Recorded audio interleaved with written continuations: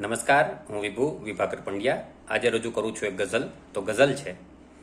કે વાચકોની આળ કે પંપાળ પર લખતો નથી, દાદ મેળવવા તણી ઝંઝાળ પર લખતો નથી, ને સ્થાન પદના કોઈ બંધનમાં નથી મારી ગઝલ, અન્યએ નક્કી કરેલા કાળ પર લખતો નથી, ને રોજ મરજીવો બની મારું છું દરિયે ડૂબકી, રોજ મરજીવો બની મારું છું દરિયે ડૂબકી, હું નદી કાંઠે સરોવર પાળ પર લખતો નથી, ને મેં નજર સામે જ જોયા મોત પંખીના પછી, મેં નજર સામે જ જોયા મોત પંખીના પછી, કોઈ વનરાઈ કે કોઈ ડાળ પર લખતો નથી, ને વેદના પીડા ખુમારી પ્રેમ ખેંચે છે મને,